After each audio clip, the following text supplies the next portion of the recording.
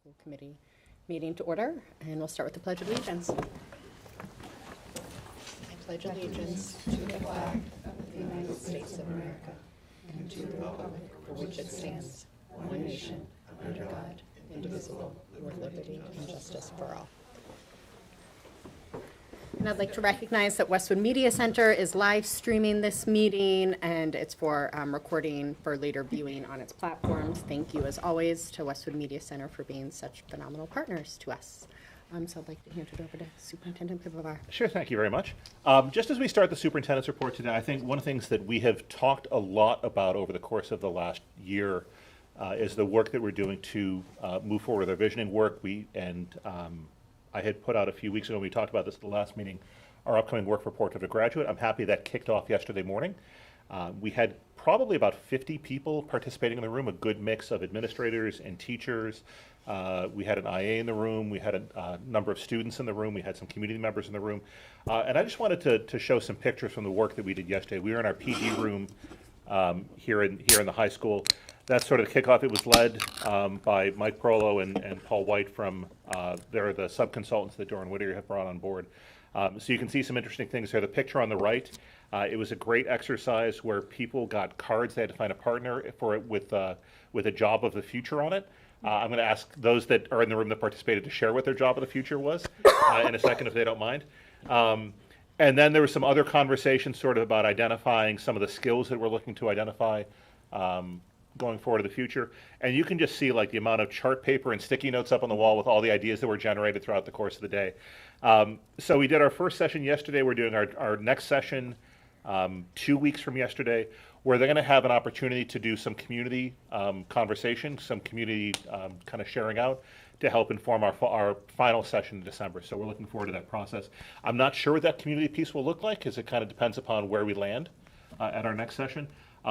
But the thing that I said at the end, and I really truly believe this, there was just so much positive energy in the room thinking about the future. It was just really exciting for me to be a part of and to hear that. I know that Dory and Tony and Kevin, you all participated along with Caitlin and Lemon, some other folks in this room.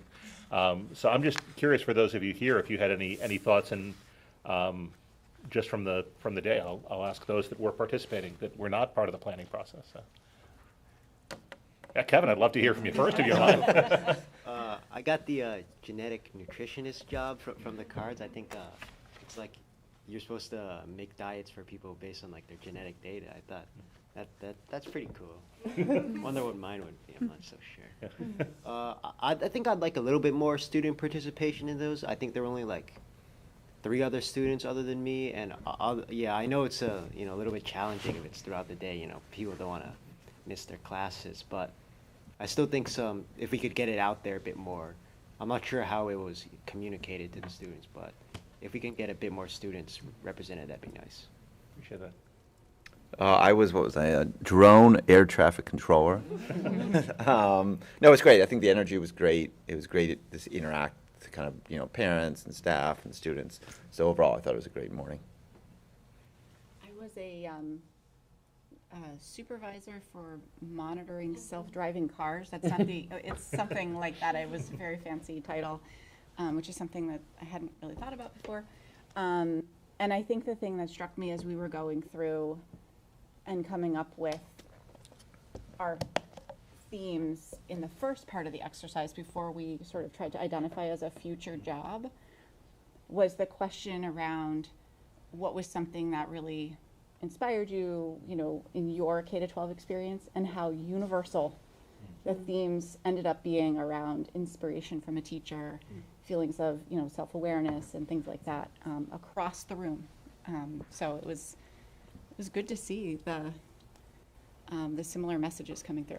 Yeah, I appreciate that. And I should be clear, right, because the way I framed it kind of was around this job piece, and that was part of the conversation.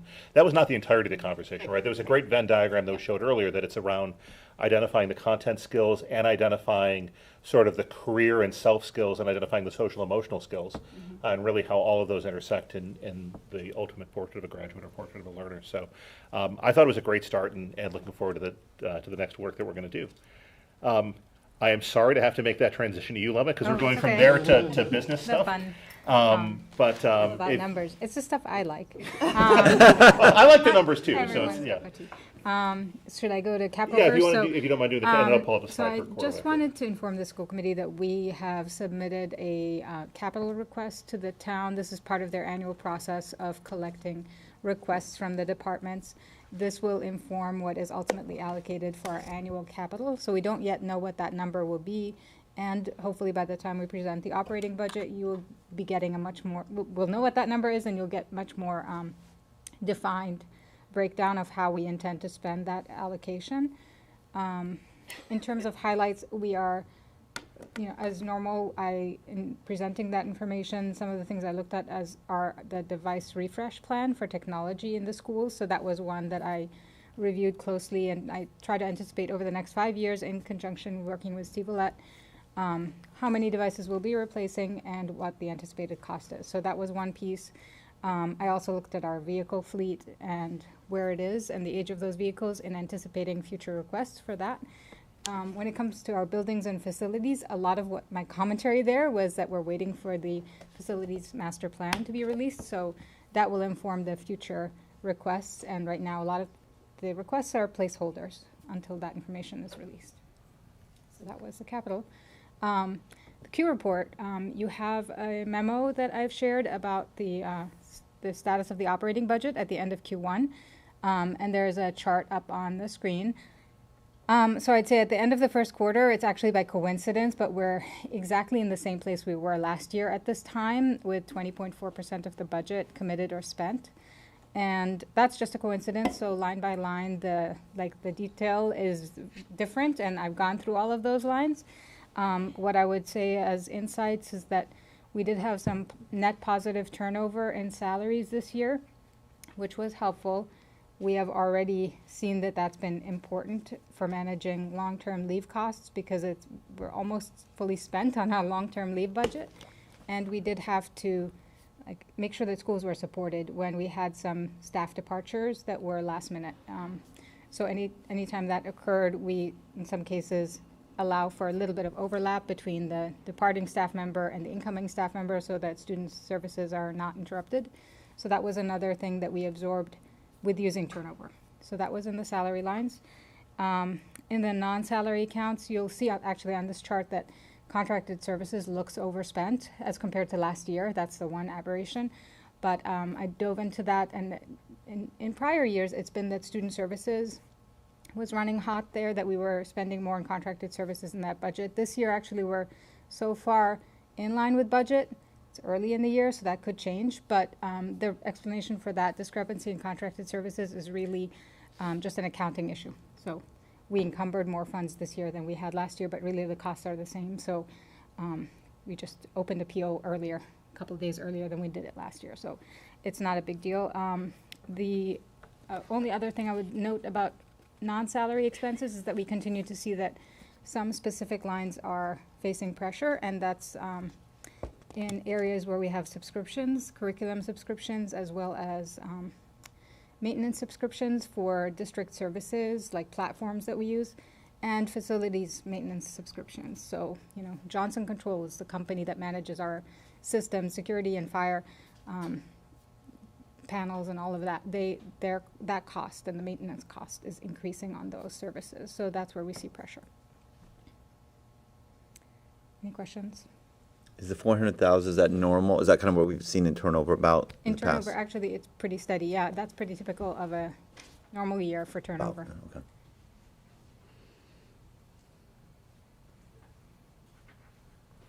Very exciting stuff. No, and I think there's a lot of other stuff we're going to get to in discussion items, Yeah. so that's it for the superintendent's the report Q. this evening. Great. So. So we can open the floor for public participation if there's I don't think anybody. there's I don't anyone think there's here. anybody here from the public. Nope, that's All Harley right, over so there. we'll close that and move right along. So I don't have a lot in terms of the chair's update. We did have our first office hours of the school year last night. It was myself and Maya and Caitlin and Tim. And it was a really nice group. I really love the opportunity to sit in the office hours because Yeah. it gives us a chance to actually interact with people and have discussions and learn from each other and hear about what's happening. in the various schools and grade levels. And last night was neat because the people there weren't people that I think we typically would hear from.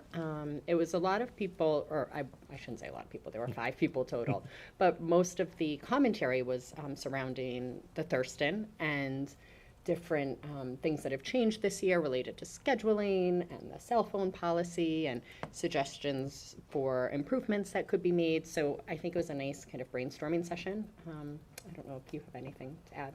No, the other thing that I thought was interesting was of those 5 people, 2 just came to listen. That's true. Which I thought was neat, because it's nice to know that people are engaged enough that they come and just want to hear instead of, with their litany. And our next session will be sometime in January, and that will be a daytime session since we held an evening session yesterday.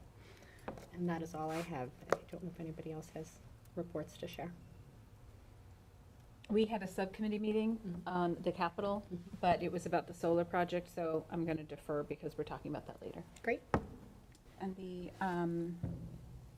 cell phone task force will be meeting again this month. Monday, right? Kind of taking our next step forward. Yep. Great. And just for Deerfield, I've had a lot of questions. The Deerfield we kicked off a couple weeks ago with kind of more of an initial meeting and thinking about the charter. We'll probably next meet maybe in November, early December, once the Capitol piece. We're actually going to go to the Deerfield site and hold the next meeting there. So give a little tour for people that haven't seen Deerfield. So. All right, well, and since everyone else said something, I can say I attended my PTO liaison meetings. They went great. But specifically, actually, Downey was very appreciative to the repavement resurfacing project and the improvement it made in our kids at Downey's, rec time. So really grateful to the committee and to the district for taking that project on and seeing it through to the end. Yeah, I would thank our facilities director who pulled it off in the last couple of weeks, just before the school year started. That was a feat, so Yeah. he gets credit for that. Thank you to them. And there's a new Gaga pit installed, and the kids really like that. So they all, in gym class, learned how to play Gaga ball, and now it's off to the races during gym class and recess. There's one at Sheehan now, too. It's all the rage. Yeah. Great. Nothing else? All right. All right, so let's dig into the main topic of the evening tonight. So it's the 2024 MCAS analysis. So Caitlin and I are going to tag team the presentation a little bit tonight. And I think you can see from the report that we gave you that we're looking at things with some different lenses this year. And I think we initiated some of this conversation with the committee in the summertime. And it's consistent with our action steps and our strategic priorities to look at multiple ways of looking at data and how they're presented. I also want to frame this in that this is the start of a process. That's not the end of a process for us. And so what we'll be doing from here, and the last slide we'll actually talk about next steps, is we'll be continuing to work with our building leaders, with our curriculum people to identify what we're doing is effective, what we may need to tweak, what we may need to go forward and do a little more of. And we'll come back to the committee and present that more at a future meeting, either in November, December, just as a follow-up to the meeting tonight. So this is sort of the 10,000-foot flyover of where we are. Again, looking at this in some different ways. And with that being said, I'm actually going to transition over to Caitlin, who'll talk about some key findings, and then, just take it away. So the structure of what we want to share tonight, we'll start by sharing some of the key takeaways from what we've been learning from the MCAS data this year, and then we'll talk a little bit about what kind of data we're going to look at and some of the definitions and some of the different pieces that we might, some of the jargon that might come up. And then we'll go through ELA, math, science, and some conclusions and next steps for where we go from here. So in terms of key findings from what we learned from the MCAS data, in Westwood we see a continuation of really strong performance. We see strong performance across the content areas. We are highly competitive in comparison to the like and nearby districts that we use to sort of have a barometer. Our student growth percentiles, we'll talk a little bit more about how we use those and what that means, but those continue to be really strong, indicating that our students are making good growth year over year. And then the piece that we are going to highlight a little bit tonight is that by looking at the data in some different ways, it gives us an opportunity to examine different subgroups of student performance and use that information to help us identify our strategic priorities. We do have some of the persistent achievement gaps that we see across the state and across the country. And so looking at the data in different ways will help us target our efforts towards that. So that's the big picture. And then here's how we're looking at some of the data, and I'll pass back to you, Tim. Yeah, sure. So we are good, and I think you saw different versions of this in the report. So we're going to look at longitudinal data. So what does our Westwood achievement look like over time? We're going to look at student growth data alongside of achievement, kind of on a multiple axis measure. And we are going to continue. Let me rephrase that. We have historically looked at this in the context of how we compare to like and nearby districts, and so this is another way that we'll look at the data as well too. And I will also mention when we talk about achievement that we're going to look at that both in percent meeting and exceeding, which is historically the metric that the committee has seen and that the public has seen, which is the percentage of students who are in that category of meeting or exceeding, as opposed to partially meeting or not meeting. But we're also going to look at average scaled score. And I'll talk about why we want to look at both and why both are important as we go through the presentation this evening. And the average scaled score is really every child gets a score from 460 to 540 based upon how they did in the MCAS, and it's literally the average of those scores. Student growth percentile, and again, we talked about this as a committee a little bit in the summer, but this has not been sort of our public conversation here.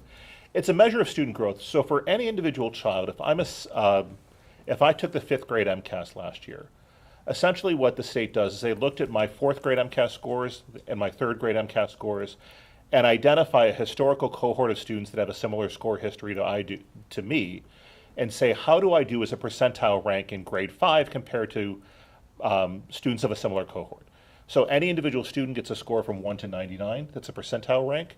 And then at the school or district level, the SGP is the average of all the individual student SGPs. Generally, they come in, they're measured in 20-point bands where 40 to 60 is typical growth.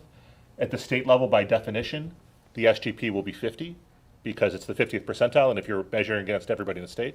And so that's, you'll see SGP coming out here as well, too. Actually, let me just ask from a process question here, whether or not you would prefer to have committee members ask questions as we go along, or to wait until we get through all of it. And I'll defer to you, Amanda, and you may defer to the rest of the committee. Does anybody? Do you want to save them for the end? Yeah. Why don't we do that? Yeah. I realize because I'm gonna talk for a while, and I wanted to provide that opportunity to ask that question up front. For our comparison districts, so this is similar to what we've done in the past. The tech districts are the same. Those are the same districts we've used before. The high-performing districts are the same. Those are the districts that we've used before. The DART districts, so that's the District Analysis Research Tool. DESE updates those on an annual basis. 3 of those districts have changed from previous years. Prior, Wellesley and Wayland were on that list. They have fallen off. They're still part of our comps because they're in that high-performing category, or in the case of Wayland, they're a tech district. Norwell also fell off. The 3 that were added were Marblehead, Pentucket, and Scituate. Were identified as comps from DESE. And how did, sorry, I just said we were going to hold close. Yeah. But how do they, is it just size and socioeconomic status? Yeah, Is it's that essentially, a compilation of, nobody really knows exactly how they do it, but it's essentially based upon demographic criteria. Okay. So size, although there are some interesting size differences among districts there. It's just a very random Yeah. list of towns. Yeah. Where's Pentucket? I've never even heard of that. So Pentucket is actually up sort of in the northeast Merrimack Valley. Oh. So Pentucket is, it's going to kill me. Because I used to be up there, so I know the folks from Pentucket. Never heard of that. Lived here my whole life. It's I think 3 of the towns up there, and my apologies. Somebody will look it up and somebody will. Groveland, Merrimack, and West Newbury. Oh, Thank you. interesting. Okay. So. Thank you. Yeah, that's right. So now we're going to go into subject specific. So we'll start with the LA. So to give the big picture overview again, what we saw happen in ELA this year is that in most grade levels we did see small declines in that overall percentage of students meeting and exceeding expectations. That mirrors the statewide performance. So statewide there was a decline in ELA scores. And we see that too. And here in Westwood our scores are typically very strong, and they remain that way. We'll see pretty soon when you look at the 3-year longitudinal data, it's pretty steady over 3 years. The small declines this year don't seem to be significant in terms of signaling a trend. Grade 8 scores stayed steady from 2023. What we also saw was that the student growth percentiles were in the typical to the high range. A special shout out for grade 5 in ELA. They had a high growth percentile of 61% as the average, which is wonderful for our students. And grade 10 achievement was really strong in ELA with 77% of students meeting and exceeding expectations. So those are some of the highlights, and now we'll get into. Yeah, so typically on a trend line, we would hope for more than 3 years of data, but the reality is 2020 and 2021, I think we all know what happened there. So as we build this out over the next few years, we'll have a better chance to see trend lines. But given that this is the data that we can have, the lines on the top, the dark green at the very top, that's grade 10 ELA results. This is, again, just meeting and exceeding. The lighter green is grades 3 through 8 in a composite instead of pulling individual grades on here. And then you can see sort of the trajectory of those lines mirrors the state. The grade 10 for the state is in the dark blue. The grade 3 through 8 for the state is in the light blue. So you can see, again, there's a mirroring of performance there. As we get into the individual grade levels, I think these are the charts that we've historically seen here at the committee level. This is grade 3 ELA meet and exceed comps. And so I'm just going to pause here for a second and mention, I think while these show some comparisons, they're also limiting in what they can show. And I will just tell you that visually, I think most folks that I talk to, when they see this, their eyes don't immediately go to the magnitude of the bar up and down. They go to where you are left and right on the chart. And what I will say is there are questions about how statistically significant the difference is between, let's say, the district that's a 70 and the district that's on the right side of a 68. And what that actually means, right? So while this is a data point, I think it's important that we look at more than just this. I also want to acknowledge that meeting and exceeding is really a binary choice. Students are either meeting or exceeding, or they're not. And so what this does not, while this is important, right, because we want all students to be able to achieve at high levels, we want all students to demonstrate proficiency, it also doesn't recognize students that may have moved from not meeting to partially meeting, from low partially meeting to high partially meeting, from meeting to exceeding. So it's just it's a binary metric. So while it's important, when we look at other grades, while we keep these charts in grade 4, we also want to add in this new thing. So the bubble charts that we have here, and this is there's some complicating layers and factors to this, so let me explain what we have here. Along the horizontal axis from left to right, this is average scaled score. So you can see, again, the MCAS runs from 460 to 540. I've highlighted in the bigger font, the Westwood in green there. Those are those same comp districts in the bar chart. So from left to right shows achievement. So you want to be sort of as far right as possible from the achievement side. But what this does, because it's average scaled score, takes every student's score where how they are on that continuum into effect, right? So if students are in partially meeting as opposed to not meeting, it slides you to the right. If they're in exceeding versus meeting, it slides you to the right. If they go from 480 to 492, it's right, or conversely to the left. On the vertical axis, that's the SGP. So again, 40 to 60, that bar, that's typical growth. But you can see that for grade 4 ELA here, we're in the slightly above that median of 50. You can see we're clumped with another number of other districts there. But it's another way of looking at the data. And again, all these charts are in the report for those in the public that I don't know how this shows up at home. If you're watching on a screen on Westwood Media or on YouTube, but all these reports will be uploaded onto the website tomorrow.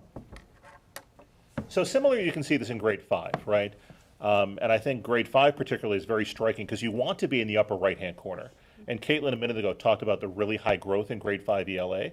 And you can see that in grade 5 we have really high achievement and really high growth.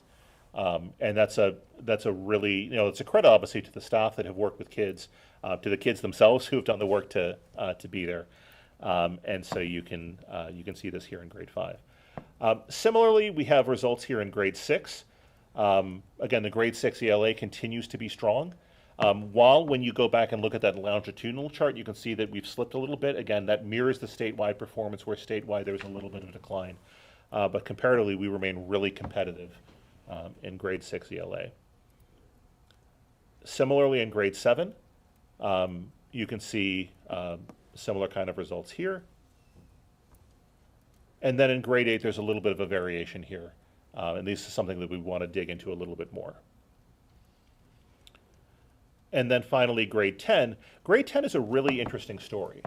And if you look at just the bottom left-hand chart, and while I hesitate to call out another district, I'm going to use this here because it's an interesting data point for comparison.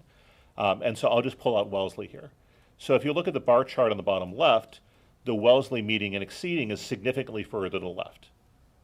But if you look at the bubble chart, we're actually further higher and to the right than Wellesley.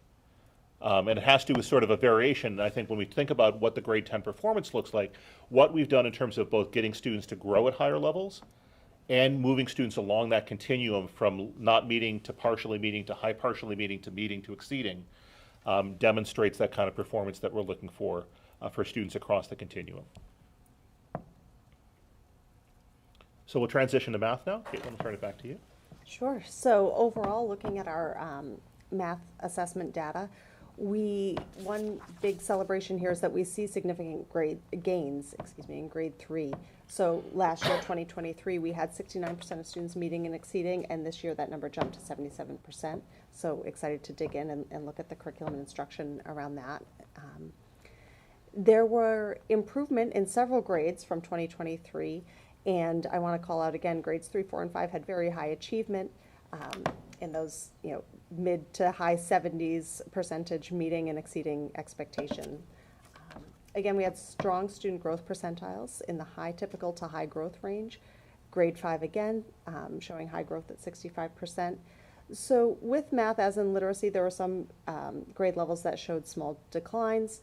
That mirrors the state. Again, the state saw pretty steady performance. Some few jumps up, few jumps down, overall steady. And when we look at our 3-year trajectory, we see the same happening here in Westwood. So similarly looking at this, you can see this is the longitudinal data. Again, this will mean a little bit more over time. You can see a decline that's there in grade 10, but again, it does not seem at this point to be part of a larger trend, but that's something we're obviously going to want to keep an eye on as we move forward. Here's the grade 3 math that Caitlin was just talking about. You can see, and again, for grade 3, we don't have growth scores because there's no MCAS score history, so that's why grade 3 students don't have growth scores. But you can see where we are here in grade 3. And again, very strong performance in grade 4, calling us out on both metrics. Similarly in grade 5. This is another case, by the way, where the bar charts are really deceiving because you can see how many of those districts are in 77s and 76s when you look at the magnitude. And it stands out a little bit more when you look at the bubble chart. Here's grade 6. And then grade 7. Interestingly, there's a lot of clustering in grade 7 across our comp districts. And then again, grade 8. And then finally, with grade 10 math, one of the things that, similar to what we saw with grade 10 ELA, I think it's actually really significant to talk about where we are on the growth metric in grade 10 here. While the performance, we did see declining, you saw that in the line graph earlier, the growth is in the really high range, or high typical range in grade 10 math. And so while we want to dig into these things a little bit more, right, we want to balance knowing that there are questions around cohorting, right, what that means for student performance as we go forward. Transitioning to science. Right, so in science, we only have 3 grades worth of testing, grade 5, 8, and 10, or some students taking 9th. Grades 5 and 10, we want to celebrate that they had very high achievement with, in each grade, 76% of students were meeting and exceeding expectations. We do see a small dip in grade 8 from previous years, and our performance in comparison to the like and nearby districts remains really competitive, and so we'll see sort of the same series of charts minus the growth data. So science, do you want to explain? Yeah, science doesn't have SGPs because it's only given grade 5, grade 8, grade 10, so it's just not a metric they develop and establish for science. So while we did not put the scaled scores layered on here, so we've just kept the meeting and exceeding. But you can see our grade 5, grade 8, and grade 10. This is just showing the longitudinal data. Again, we will continue to track this as we develop it over additional years. Here's the grade 5 meet and exceed comps that we've seen before. And that's that high performance. Grade 8 was a little bit of a dip that we talked about. That's something, again, we're going to want to dig into. in grade 10, and again, you can see a clustering of a bunch of districts sort of around the same percentages there. I should say, it's actually not grade 10, it's high school science, so it's grade 9 bio. I'm just used to saying grade 10, so let me clarify that for those watching. And then beyond what we're looking at the aggregate, we do want to have a little conversation about disaggregating data, because this, I'll let Caitlin talk about the findings, then I'll talk about sort of the what next related to this once we show some of the data. Yeah, so as we said at the beginning, we're looking at the data this way because I think we heard Superintendent Pavovar say it in the entry plan work last year, that high performance that we see in Westwood can mask struggles for some of our students. And so what we're hoping to do with this is to take a closer look and see what we need to do going forward. So what we see when we look at the data disaggregated by subgroups is that we do have achievement gaps that persist over time. It mirrors what we see across the state. What we took a closer look at for this particular presentation is the high needs subgroup. So when we're talking about the high needs subgroup, this is a group that includes students that are categorized as low income, students with disabilities, and English language learners. So altogether that makes up the high needs subgroup that the state helps us track. So we see that group performs significantly lower than the aggregate when we're looking at just pulling out those scores from our overall Westwood scores. So that is something that we need to examine further, and we will. We do want to celebrate, as we're looking, you'll see a couple of tables in the slides to come that sort of highlight the performance for that high needs subgroup in comparison to the aggregate. I do want to call out a strong SGP for our grade 10 high needs subgroup in math.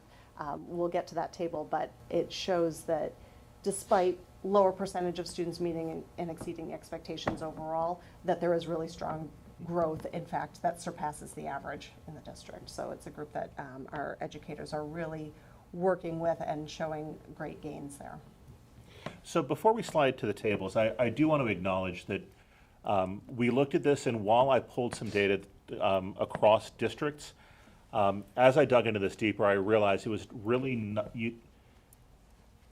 doing a cross-district comparison in subgroups, particularly the high needs subgroup, isn't really valuable because the nature of the subgroup, it can be driven more by socioeconomics and community for how much a district may look like the aggregate, depending upon the percentage of students that are low income. So it's not really a good, valid comparative metric.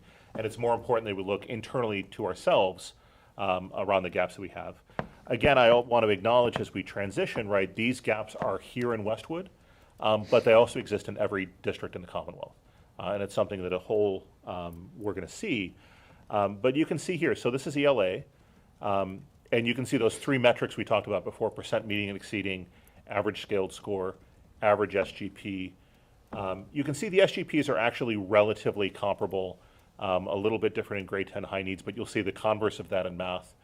But you can see those gaps between meeting and exceeding. You can see those gaps in scaled score. I will say for, actually, let me go through all these and I'll make my comments here at the end. You can see the same in math here. Again, the SGPs, it was encouraging. The grade 10 high needs SGP was significantly higher, but again, you can see the gaps that are there. And similarly in science, right? Again, there's no SGP in science. For me, what this really, or I guess for us, right now, I shouldn't just say for me. For us, what this really speaks to is, and we talked about this as part of the strategic plan last meeting. There is a call for us to really examine what we do as a district to live up to our obligation to meet the needs of all of our students in the district. And so some of that is our strategic priorities around focusing on Tier 1 instruction and elevating the level of what we do for instructional opportunities for all students in the classroom. We've started doing that. We're trying to calibrate what we do as a leadership team. We had our first learning walk last week, or earlier this week. Days are blending together. But so we're excited to be doing that. When we talk about building out an MTSS system, multi-tiered systems of supports to help students academically, to help students socio-emotionally, these are systemic things that we're looking at doing it as a district to address the gaps that exist. Not to mention just digging into the data, right? And this is why that's one of the strategic priorities in our bridge strategy, and why it will continue in the next iteration of our strategic plan, is that we want to make sure that we really dig in and that we are not letting the performance of most mask the struggles for some, so that we can continue to live up to our mission of meeting the needs of all kids in the district. So With that being said, I'll turn back to Caitlin for next steps. Yeah, so where do we go from here? As with any assessment, we just want to highlight that the MCAS is one point in time. It is one piece of information that we use. We don't make giant instructional or curricular decisions based on one assessment. And what this does, like every assessment that we do, is it makes us ask more questions, and that's sort of the next steps for us. So what happens now is that our department and building leaders are already working with educators to conduct standard and item analyses. So with the MCAS, you can dig into exactly how are we performing across the state standards. Are there standards where we are showing real strengths or weaknesses in comparatively? You can do item analyses. You can look at the individual questions and figure out, did most of our kiddos answer this particular question correctly or not? And what does that tell us about our instruction or our scope and sequence for the year and when we're teaching things? So that's happening with building and department leaders and staff. And then we're also triangulating with other data points, particularly if we're looking at individual student data, if we're looking at a cohort of students and trying to think about where do we go from here. We're also looking at, does this match what we see on report card data? Does this match what we're seeing with our STAR screening assessments? Student attendance, curriculum review findings. There's all sorts of different data points that we bring into consideration and context before we say, here's where we think we need to go based on what we're seeing. And so that's the work of the next several weeks to do that. And we are excited to come back to you in November with some more details about what this has looked like for our departments.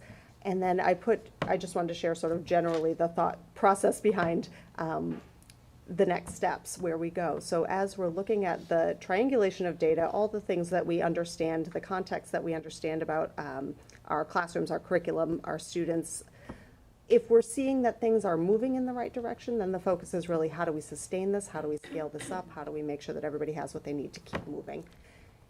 If we're seeing things that we think we have addressed, but we're not seeing the outcomes yet, then we really look at that implementation.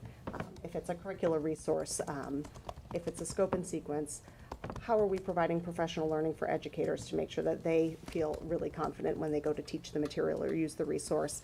Are we sure about time on learning? Do we need to look at, I'm making things up now because I'm so new to the district, but are we looking at passing time? Or, are we looking at those pieces? So looking at fidelity of implementation is sort of the next step. And then there's if we're seeing data that indicates something and we have not identified the right thing to fill that gap, whether it's a curriculum or instructional issue, then we do need to develop a plan for that and move through a process to get some different things in place to support our students and staff. And then the only other thing I would add on to next steps, and I think, Tony, you actually made this point at the last meeting, was in the conversation we have here at the committee level, this is not the only data about student learning we should be looking at, right? And so in subsequent meetings, we also look to be bringing in data around whether that's AP performance or SATs or other assessments or chronic absenteeism or whatever it is. So we look forward to having that conversation with all of you in the future as well too, because that comes back to that triangulation point, right? We don't want to make decisions on one singular data point. And so it's important that as we have this conversation, we provide that broader context as well. So with that being said, I'll stop talking for now. Except for the questions that you're going to ask me and I'm going to have to answer. And I think it's time for discussion. So when you say you've got all this data, MCAS is just one data point, you're triangulating it all. There's a lot of different types of data, right? There is objective data, which is the MCAS, the STAR. There's subjective data, which I would classify report cards under that. There's non-testing data, which is the attendance. How are you determining the weight that you're putting on each piece of data? What's more important? When you say dig in, right, and yet you've got all these different forms, what does that look like? So there's not one answer to that question, right? So let me talk about process. So when we look at I think one of the key things for us, let me fast forward a couple of months at least. If we look at the action steps in the strategic plan, one of the key things is that we actually want to have a district data team developed. And so the purpose of one of the goals of that district data team will be to pull people together with different perspectives to be able to answer those questions in context, right? And to be able to share that at the building level. So But what that looks like in the interim, right, is that whether they are district goals, whether they're school goals, we want to say, okay, what are the different data pieces that actually relate to this particular goal? So if I'm thinking about, for example, we want to look at, what's happening, knowing that mid-school math is a relatively new phenomenon. Obviously, we want the MCAS data that comes in there. We want the other assessment data that we have there. We want to look at classroom observations and what are we seeing with the fidelity of how the program is being taught. There's not sort of a, it's because we're not making widgets, right? There's not a formula that determines that. So there is a level of judgment that comes in. But what we ultimately look for is, with any kind of a data thing, you come in with assumptions and you look for data that either corroborates those assumptions or challenges them. And if they're challenged, then maybe you look a little bit further. If they're corroborating, you don't want just one data point to corroborate. You want to look at multiple data points that corroborate. And then it's really about fine-tuning the questions. And we're going to find places where there are questions that we want to ask that we don't, despite everything that we have, that we don't have answers for yet. And I think one of those key things is around school climate. And I think we had actually talked about this at last night at the office hours. That's one of our goals too, is that we want to make sure that we do a staff and student climate survey this year.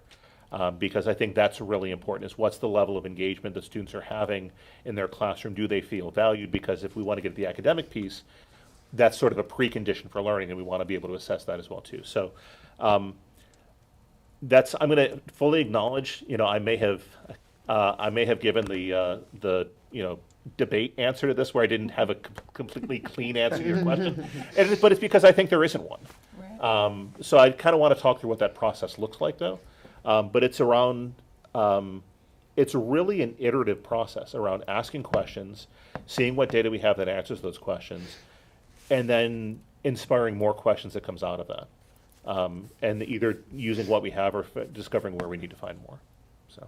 And if we go through this process and we determine that, there is, the outcome is not what we intended, then is there just an entirely step 2 process where then we ask more questions about how we get to our desired outcome, or is there, what's step 2 of that?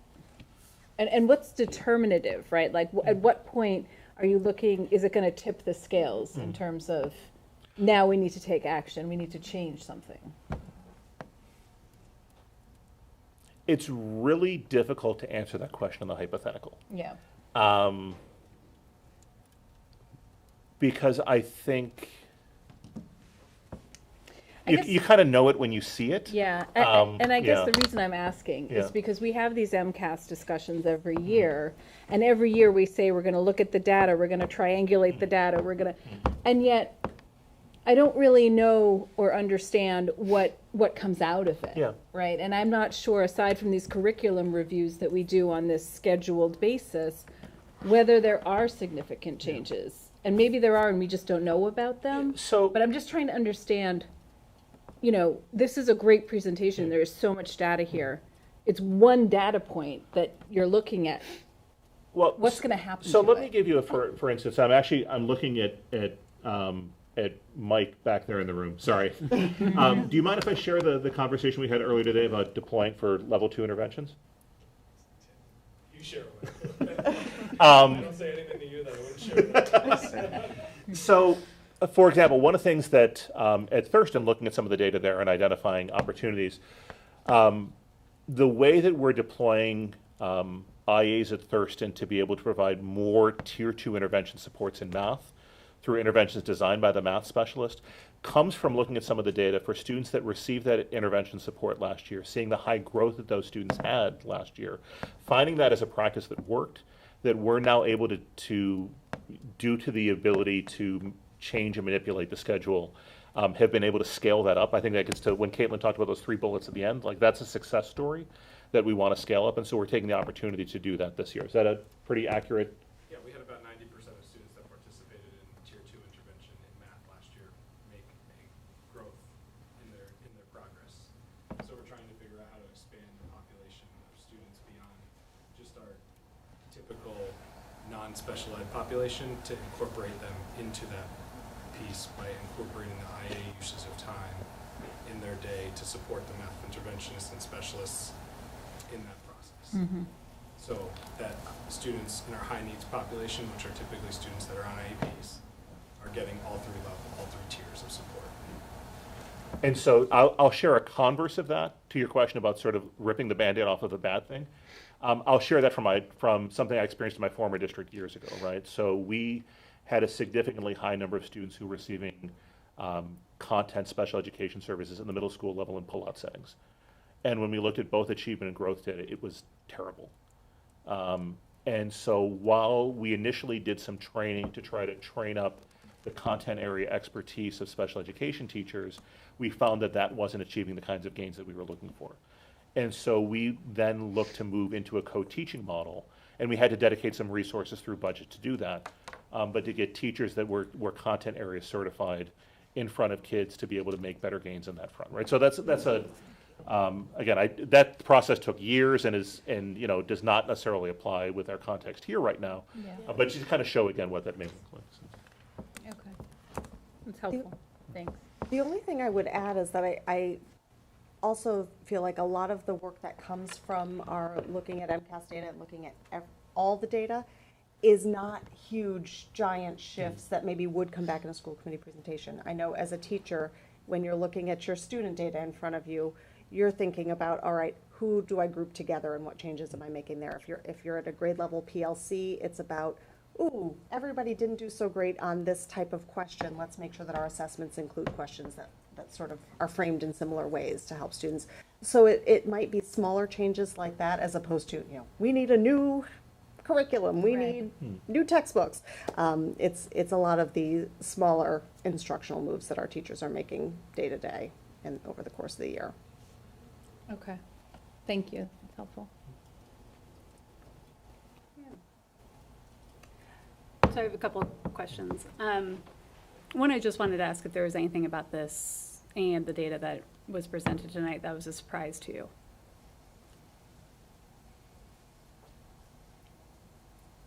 That's a good question. I don't get surprised very easily. So I may be the wrong person to ask.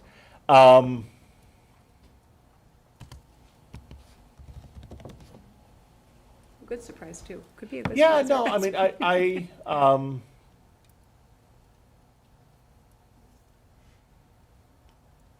let me think about it. Yeah, I don't have, there's that a not no? something that immediately comes to mind. Yeah, It's okay. I mean, I guess the Answer short Karen answer, now. the short answer is no. Really but, no. Yeah. No, I mean, again, there's a mixture of positive things and things that are opportunities for us to focus in on a little bit more, right? Right. Yeah. So the other thing that occurs to me, and, sitting through these presentations year over year, we put so much, it sometimes feels like we in the state and we put so much emphasis on this one test. And as a former not great test taker, like I would always be on the low right, low to the left side of these graphs personally. So I have a lot of empathy for this as one particular data point in one's overall makeup. I wonder if it's worth consideration for us to dedicate time at school committee to really dig in on other types of assessments or other types of ways that we can understand where our students are. This is an opportunity to norm ourselves against our peers and against other over history and over time. But I do think it's worth celebrating and examining other ways that we consider those other data points. And as we think about those triangulating, let's dig in on the other points of the triangle so we have an opportunity to really discuss them as well. Yeah, no, I completely agree with that, right? And I think there was enough here in this presentation that tonight was not the night for that. Sure. And I know we had an opportunity through the summer that I think sharing some of that a little bit more publicly as well too will be helpful. But yeah, when I again, just off the top of my head, I mean, there is a lot of stuff that is there that's publicly available for DESE, but if you don't know it's there, you can't filter your way through. And then, but things, for example, we talked about this summer looking at advanced placement performance. Right. And while we have those, and this is something we'll share publicly at another point, but while we talk about that achievement gap that exists, we are also seeing growing participation and passing rates on AP tests from our students with disabilities, with our low-income students, with our students from historically underrepresented subgroups, right? So that's all great stuff, and again, I think speaks to some of the efforts that we're making holistically. So I don't want everything to be weighed down, to your point, by just one data point, and why we need to have these conversations going forward. Yeah. I have one question, one comment, or question, and I know got a lot of press, is there any hypothesis for why some of the state level data went down? What was in ELA? And then, oh, go ahead, I guess I have a comment. Yeah, I mean, there is some belief, particularly, I mean, there is still the residual COVID impact that is happening, right? So the kids that, and I realize there are some that are out there going to hear, like, come on, that was years ago, right? Yeah. But when we think about early literacy developing in K through 2, those kids that were in K through 2 in 2020, 2021 are working their way through the system, and some of those residual impacts are still there, right? So that's an important consideration related to that. That's, I think, a significant part of the ELA piece. To be fair, I have not watched the State Board of Ed meeting where this was presented. I'd be curious, but that's just probably me geeking out over what the conversation was at the state level. But I haven't heard any sort of direct hypotheses around that. Yeah, my one comment, I mean, a lot of positive stuff. I think we do have to get behind 10th grade math. 8 points is a pretty big drop. I've never seen a drop that big at that high school level. I think we just have to be honest and get behind what, and address that, because that, it's kind of at the end of the last MCAS they take. And I know there's a lot of discussion about 10th grade MCAS, but I think they're going to keep, that's just around the graduation requirement. So I think we should get behind what, I know the raw score may be, better than the percentage, but 8-point drop in meeting or exceeding, we should just get behind.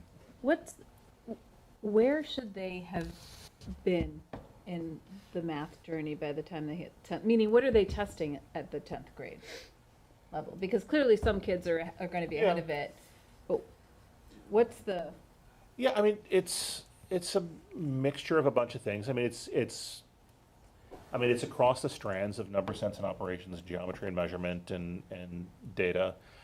If you're thinking about a traditional course sequence, it's Algebra 1, it's geometry. There's some Algebra 2-y kind of things.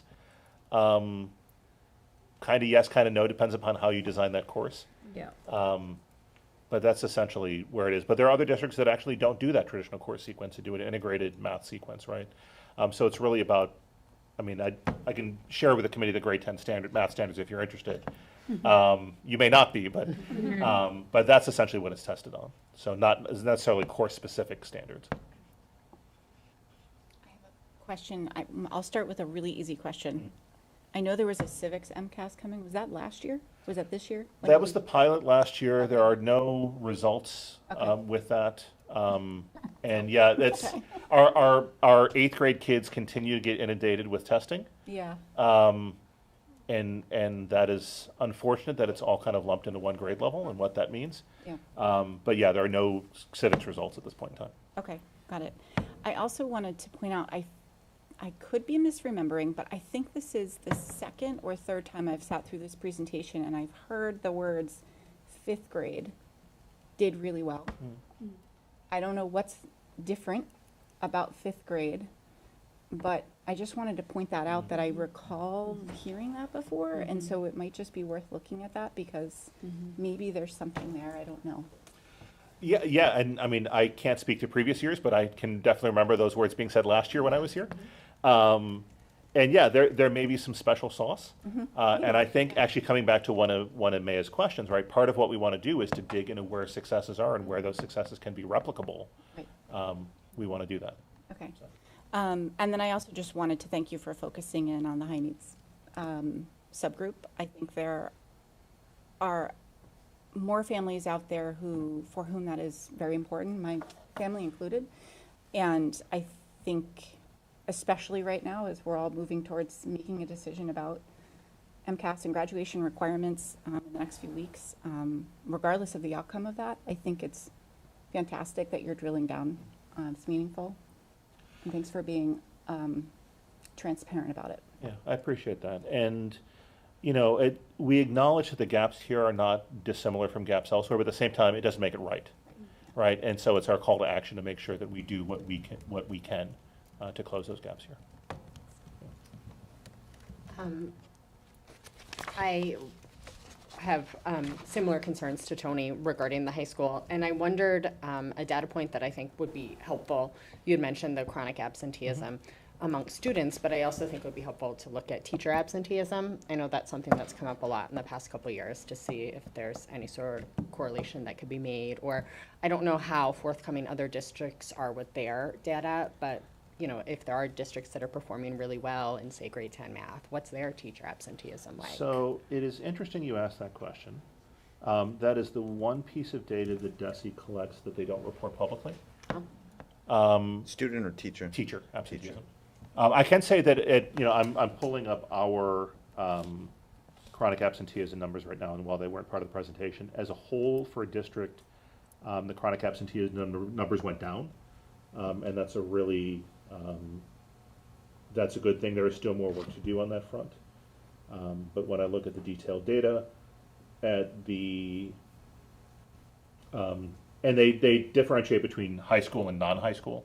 So at the non-high school level, the chronic absenteeism rate went from 7 to 5.9 last year. At the high school level, it went from 13.6 to 11.7. In both those categories, we either met or exceeded the targets that DESE set for us on chronic absenteeism. So that's a good thing. I know that the interim Commissioner Johnston put out a message either last spring or in the early summer that DESE is looking to potentially publish the teacher absenteeism data in the future, but there are some questions around some data validity. And so they're exploring that right now, but I just would not be able to get comp data on that question. So. Okay, other districts. Other districts, yeah. You couldn't call. Yeah. No, okay, all right, I do think it's something that we need to figure out a way to explore. And then the other question I had, I am having a hard time understanding, like if you look at, if we use grade 10 math as an example, how the scores went down, but the SGP went up. Yeah, so the short version of that is that has to do with students' past performance, right? So what I wish I had a visual because if I had a visual, this would be a lot easier than me trying to do this just verbally, right? So if I'm a student that I scored, and so if 520 is, or let's say 500 is meeting, right? Mm-hmm. And so if I scored 510, 510 in 7th grade and 8th grade, and then in 10th grade, actually this is the wrong way for me to do this, right? But if I scored 510, 510, and then 502, I'm still meeting, but my SGP is going to be lower. If I went 480, 480, 488, I'm not meeting on the achievement bar, but my SGP is going to be higher. Right, so it's a mixture of essentially of where students came from and what their MCAS score history is. So like a proxy for that would be to look back at the 2022 grade 8 data and the 2021 grade 7 data to see where that cohort of students was historically and where their achievement sat, because those are the same kids. When we look at, I mean, says Tony, to your point about a grade 8, an 8-point drop in grade 10 math, that's not the same group of kids, right? And SGP is the same group of kids looking at it historically over time. And that's why it's important to look at both metrics there. But that's why achievement can be high and growth can be low, or achievement can be low and growth can be high, because it's based upon the same cohort moving forward. Got it. Okay. Thank you. Yeah, you're welcome. Any other comments before we move on? Thank you for all that. Yeah, thank you. This was great. No, Thank you so I much. really look forward to future discussion as well too. So. All right, so we'd like to invite Paul Raduca, am I saying your name correctly? From Amoresco up to talk about the solar canopy project. Yes. That should be on the cards. A lot of data you had there. I was thinking of Wick Wobegon, right? 50% of the kids are over average. Above average. Thank you. Good job, good job. Oops, I'm sorry.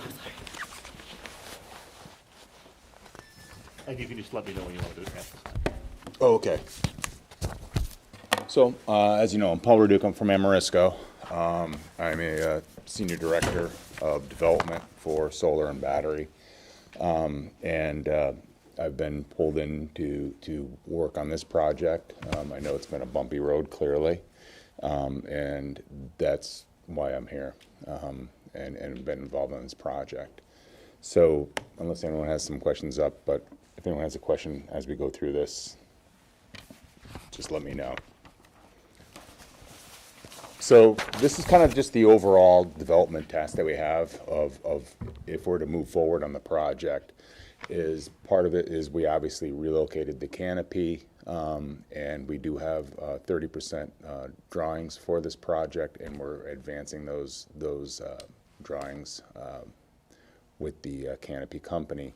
And one of the things that we just have is that we're just trying to avoid any of the obstructions that are in there that we have. There's some underground pipes, and there's also some electrical wiring, and then there's some unknowns, and those were identified when we did actually a ground penetrating radar. But we don't really see a big issue with that. It's just a matter of spreading the pilings out and just avoiding those, but it shouldn't be an impact. But whenever you're going into the ground, there's always stuff under there on there, so I just want to let everybody know that.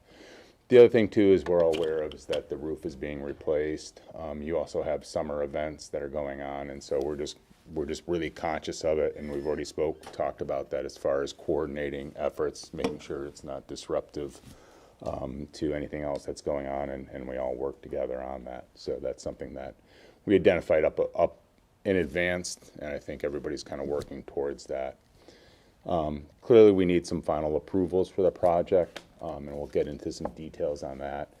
Final electrical engineering and structural engineering, which are actually underway, that we have. Some of the equipment procurement, which I'll give you an update on that. And then obviously the final thing would be building permits. Now that's just assuming we move forward with the project. So the approvals and reviews, I've spoke with the planning department with Elijah. He's been really helpful in just where we're at, what things that we need. The project had an initial approval, obviously back in July 2023. There was a modification of that approval, which we did in May of 2024 of this year, moving the array out. If we're to move forward on this, we would still need a modification of the approval of the May one, which is just making sure we address. And the key thing in here, and they've highlighted it over on the right side, is the trees that were removed, and we can get into that at some point.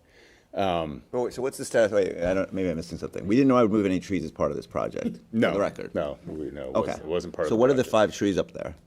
There was, I guess, trees that were in the parking lot before we showed up, and they're not there anymore. Okay. And so plan. Trees come and go every year, so I'm a little confused, but okay, I'll get to that. We already spoke actually with the fire department. They've had no concerns over it. They reviewed the plans. We actually are having them formally actually sign off on the plans, and that's underway right now. Elijah recommended, and I wanted to go in front of the land use committee and just courtesy to have them take a look at the plans and see what's else is going on. And we did actually reach out to the building department to see if they have any concerns on that. So we'll follow up on that. But basically, the modification, really, there's no changes in what we're doing. We're just kind of basically reiterating what we already had approved in May. Procurement, just so you know, this is from before we already had purchased the panels. We have inverters. We purchase a lot of projects in advance, and this is no different. There's other things in here we do need is the racking and canopy, which is all part of the same piece, panel boards, and then also the data reporting system on there, which there's really the lead time on that is not a hindrance to this project based on the timeline we have here. We already basically have either incurred costs or committed to costs of like $1.3 million on this project. So we're committed to it.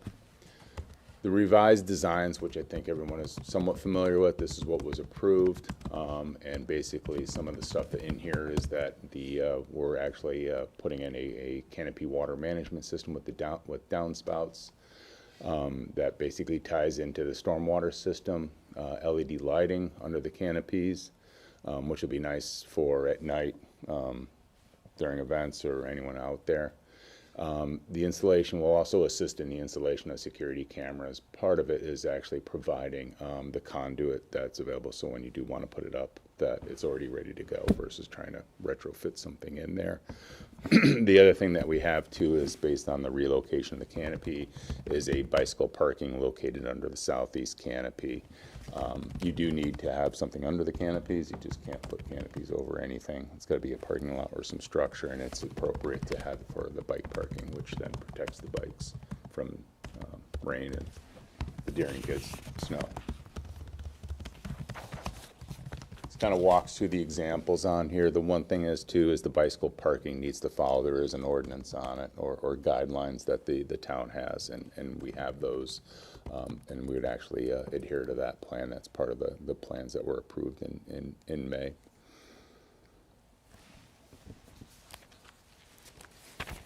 So this kind of goes and walks you through where we were and where we are now, and the basic reduction in the size of the project.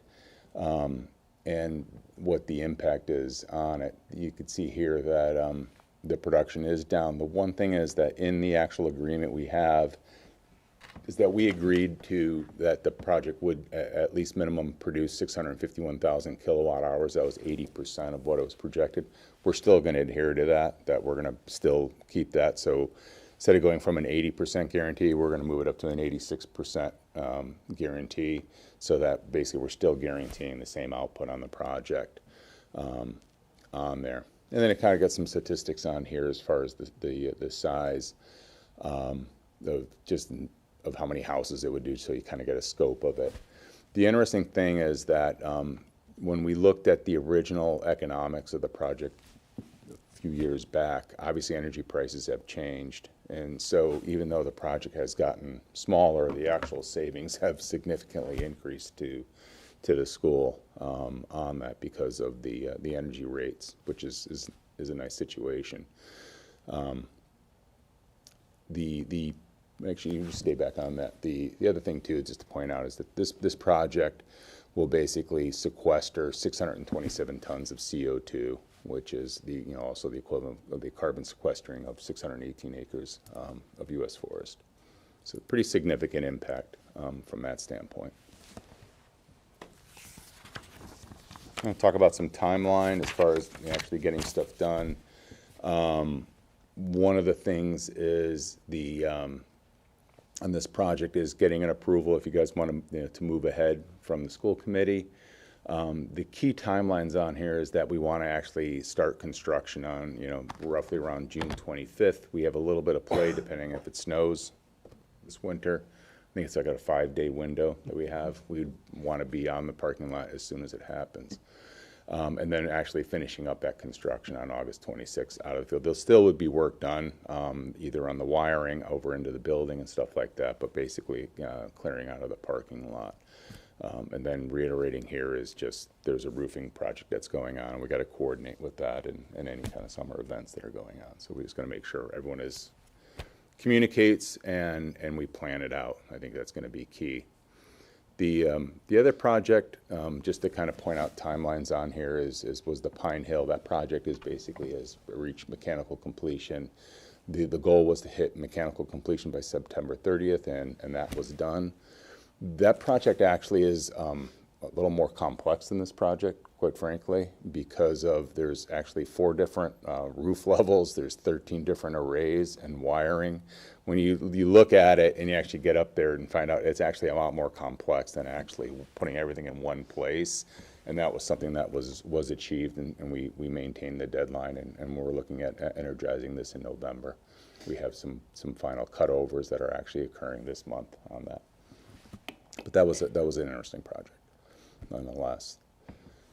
This kind of maps out the timeline, and there's actually it'll push on the approvals here, but it doesn't have an impact. But as you can see on here, is that the key part is when we would be starting construction, but also the procurement, when we need to start procuring the key materials on that, and most of that is actually the steel that we need to secure for the canopy.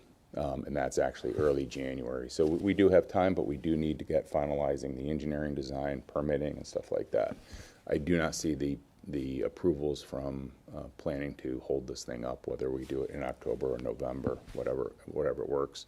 We would still forge ahead as if we're getting those on that. And so basically it takes you from there, and then we go from mechanical completion to closeout. And a lot of times this is fairly conservative approach on this, the closeout. There's a lot of ticking and tying and working with the utility. A lot of times that takes some time to coordinate with them as far as their schedule and any kind of issues that come up. You know, like right now we're seeing issues in the utilities because of the storms that have occurred in the south. They're actually pulling people down there, and that affects our work up here on it. So they pull people out on there. And one thing is I've worked with Lemma on is who are the key people. I'm the point person on this project. If there's someone to be yelled at, I'm the person. And then who are the other people that we support? So, you know, that we could have, Lemma can have direct contact with them, but I'm always in the loop on this stuff, specific to this project especially there. And that's it. I don't know if anyone has any questions.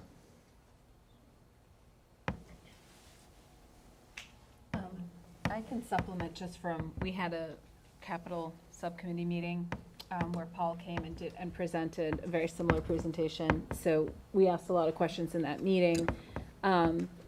Couple highlights from that. Most of what he presented, we discussed. We highlighted the timeline, right? We talked about the fact that the last day scheduled is the day before school starts. So clearly, I think Amoresco's goal is to get into the parking lot as soon as possible. I think that June 25th date anticipates we've used all 5 days of the snow days, so hopefully they'll be able to get in sooner. Tony raised a good point, which I don't know if it's possible, but with the seniors leaving early, I don't even know if they could get in even earlier than that. That tends Day term. I mean, yeah, that tends to free up some parking, so that's just something to consider. But clearly, the sooner We can coordinate an area. Actually, what can happen is we start laying down stuff. Yeah. You know, so if there's a corner that we could just fence off with temporary fencing to start laying down stuff and getting stuff in here, yeah. that would, you know, you could save a few days on that, and we'll take as many days as we can. And then clearly the procurement would have to reflect that. I think one thing we didn't talk about that I'm concerned about is, you know, throughout this process, we kept having people come to us and say, we need a vote tomorrow because we have to order the steel the next day. And if we don't order the steel the next day, the whole project falls apart. Yep. So I know you have a procurement schedule in there. I'd really like to avoid those kind of things. So as long as the procurement is matching up with whatever timelines we can revise, especially if we're pushing the project up, in terms of being able to give you access to the site sooner, then I would definitely would want to see that reflected in the procurement schedule, particularly for lead time items. Yeah, and part of that rush that you saw on there was that they were like, if we need to get it done this past summer, basically that's where it was. That's why it was such of like, we got to do it now. Yeah. And you know, that's an issue. Yeah. On there, based on what we have now planned, there we have that lead time to do that, but I don't want to rest on. Great. The other thing we talked about a lot is the modification. I think in the last time we spoke about this, you know, Dory and I sort of laid out the situation with the planning board and the requirement of the planning board that Amoresco and the school district go back to the planning board with a plan to replant, I think it was 9 trees. Our position at the time and my position, and I think Dory's continues to be, we do not feel at this time that the school district should be spending, you know, taxpayer funded capital budgets to replace trees that were removed 20 years ago to give more parking per the request of the town. We've also, I think there have been some preliminary discussions where we've realized those trees can't go back onto the project because they were removed for a reason, and that reason still exists. So the trees that we would be purchasing would most likely have to be planted in the forest. I don't know if there's any other place on site where we would plant them. So for those reasons, you know, we 100% want to see this project go forward. Amoresco wants to see this project go forward. We are hopeful that when Amoresco goes in front of the planning board can take into account the limitations of the school district and capital outlays, and can come up with a creative solution that will satisfy whatever concerns they have, but still take into account the fact that we are not in a position to be spending capital money on trees at this time, particularly given all of the other issues that we have as we keep talking about roofs.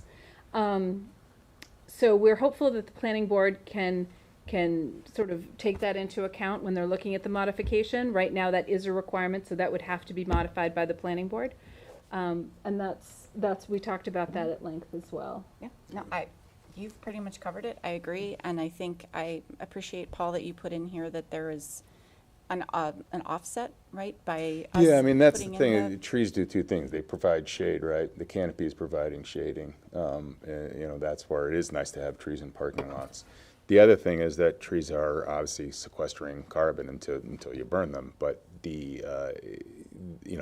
so the array that's going in is more than offsets what those five. I think it was 5 trees for some Was it reason. I 5 don't know or why I'm 9? getting 5. Was it 9? There's 9. It might be 9. Really, Says 9. I don't know where I'm 5. getting 5 from. I'll have to.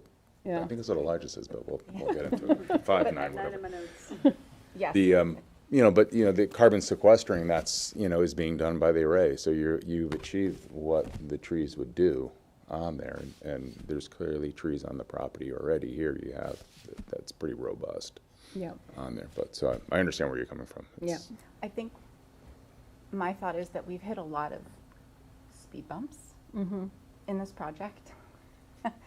And I'm hoping that we can find our way to cross this last hurdle because there's recognition that there are other capital expenses that the school needs to take, ownership for. And I would really not like to see this last thing really kind of get in our way. The trees. That would be really, Because really, that's what the modification is for. That's Right. all that is to address that, and whether Because- it is a preliminary meeting of the school and Amoresco, I'd be willing to go and, Okay. to see how they can understand how Amoresco can help on that situation. Either or. I mean, we're committed. Thanks. Yes, go ahead. I have one question. The only other thing I would say, and we talked briefly about this isn't really for Amoresco, I would encourage some discussions with the town about putting a project manager in place, because Lemma, you have more than enough to do, and you have been serving as a quasi-project manager, but between the roof project and this project going simultaneously, there might be room in there to get one project manager who could manage both. Yep. Because I think we both think that would be a smart Yeah. move in this case, Yeah. because the coordination will be Right. really important, and there's so much pressure on this campus in the summertime. So I Exactly. totally agree. I'm pleased that the timeline looks feasible, and that It they, is, yeah, definitely. they're saying with confidence that they can hit that mark and get going right at the end of the school year, and maybe optimistically a little bit earlier if we can schedule things well with the high school. We'll have to certainly connect with all the different stakeholders before we do that, but that was promising for me. I mean, one thing you didn't note is just that getting this project connected and getting it online as soon as possible is important from a fiscal standpoint. The sooner we start getting that revenue, the better off we are. Yeah. Our fixed price contract for electricity expires, I believe, in early '27, either late '26 or early '27. So that's when we start to really feel the impacts of the market rates that we'll incur, unless we enter another fixed price contract, but we're not there yet. And so that means we don't want that operating budget pressure, so this helps us. The sooner we get this, some relief, the better off we are from an operating budget standpoint. So that was a factor that was important for me. And then from a management standpoint, we are managing other PPAs with Amoresco. So having a PPA with Amoresco just means fewer points of contact for the district. We have a PPA with Greenbacker, which is managing an array out in Woburn, so that's a remote site. But so there's already another company I work with. And with Pine Hill coming online very soon, we'll be like actively working in this, owning our own array for the first time. So there's a learning curve there as well. So I will be monitoring to see that all of those panels are functioning well. If they don't, we actually will enter into an agreement with Amoresco for maintenance and for repair and support if something goes offline, but we own that array, and so we'll be looking at the production on that array. So there's a lot of management already in these 3 legs, and I think it's keeps us busy, and it keeps the business office Yeah. busy on my end anyway. You're a solar developer in training. Yes. Yeah. Had to learn a lot about electricity and Learning the solar hard way. very quickly. Yep.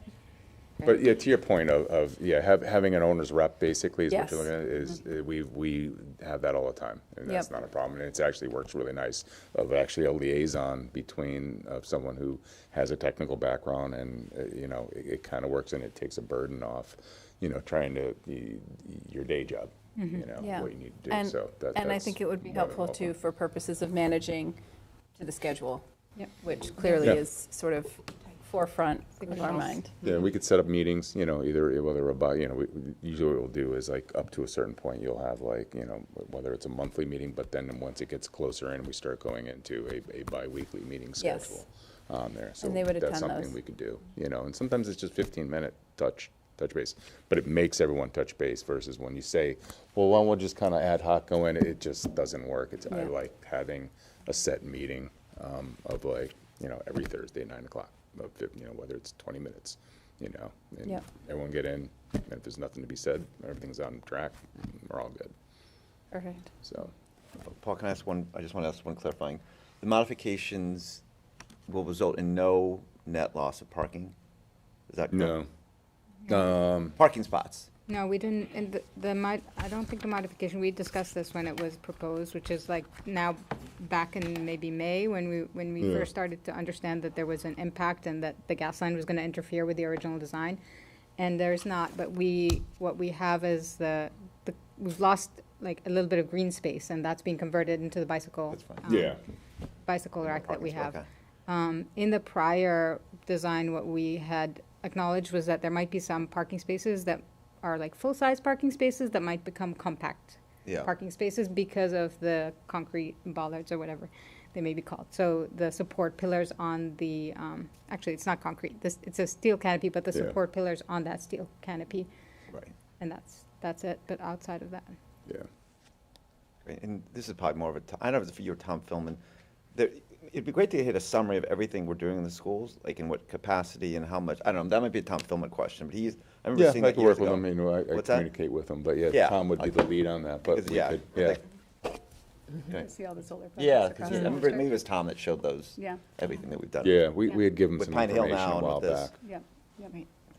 I think it'd be Yeah, good to I have the big think you will picture. find out that we, like, between all of the projects, especially with Pine Hill, we're generating enough electricity to cover a lot of, if not all of our school usage. I mean, Yeah. we do now, but the town still has capacity to add more. That was, the last time we looked at this, that was Tom's feedback on it, is that,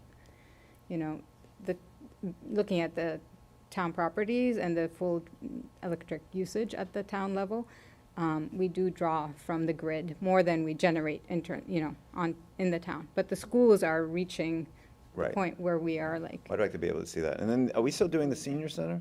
Are you guys involved in that? That is still under the works, yeah. We're Is it we're same trying to get that on timeline? track. Huh? What's the timeline, do you know on that? We're not the still same working through that. Okay, Yeah. All right, fine, I won't get got into that some can of worms.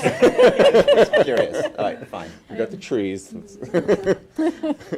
I have maybe a silly question. No. On slide 5, where you have the diagram, I believe the east canopy, is there any risk of flying foul balls damaging those beautiful? I think we worked that out. I think if it's from the home team, you have to pay. You don't have to pay if it's the away team. If the away team gets charged for the balls, Got it.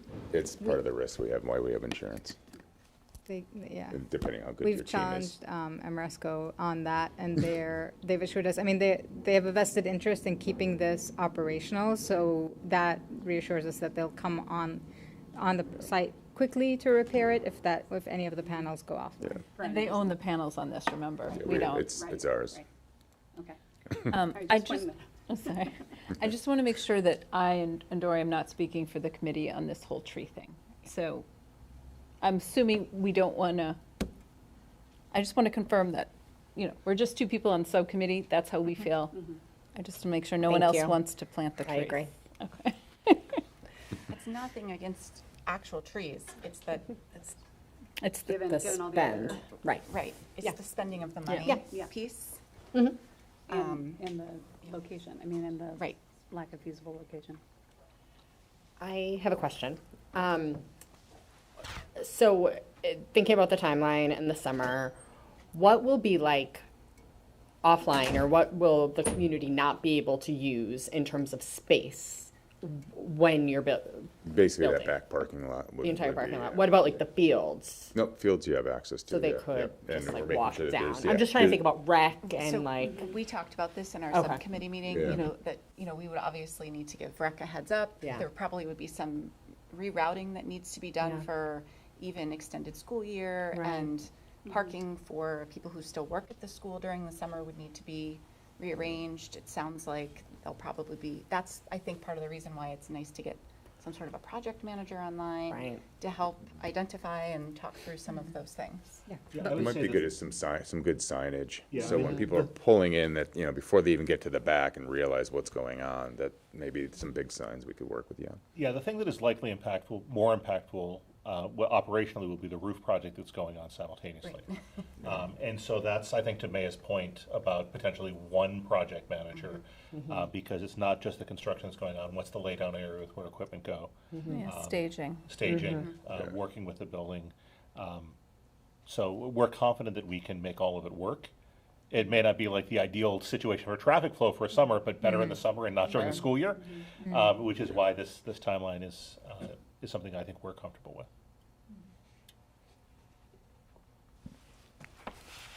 are there other comments or questions?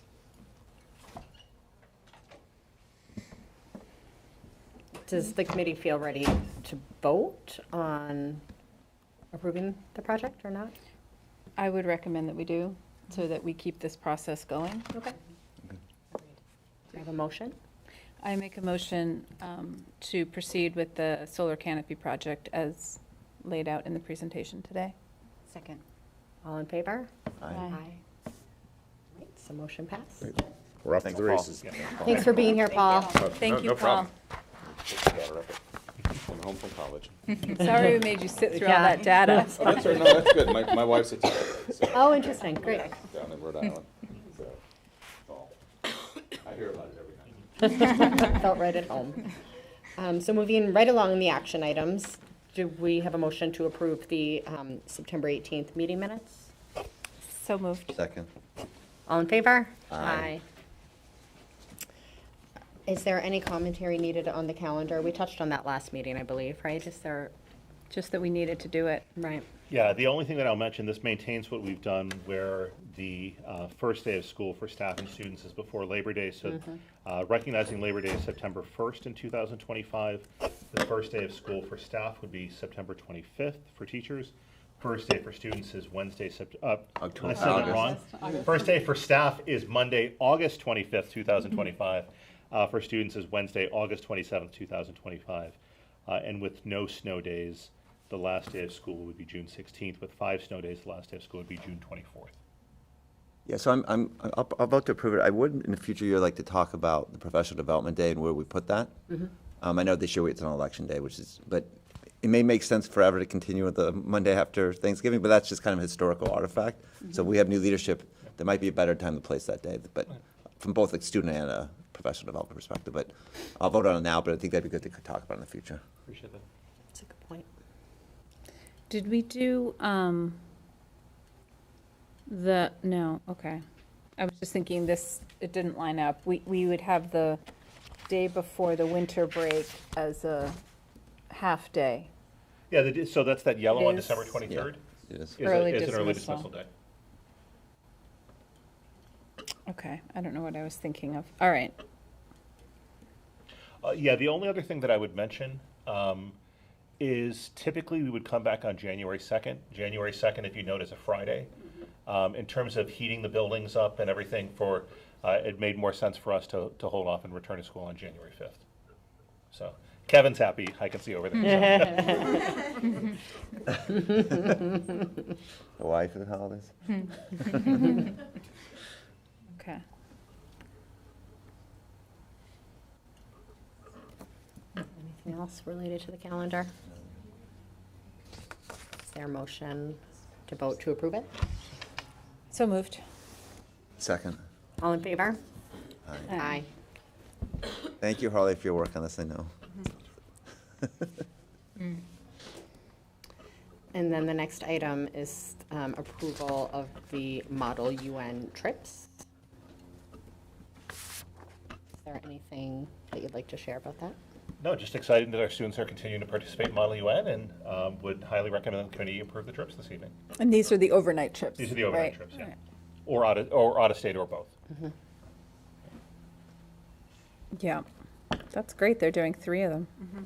I mean, I know they do more day ones, Yeah. but doing 3 is great. I will make a motion to approve the Model UN trips. Second. All in favor? Aye. Aye.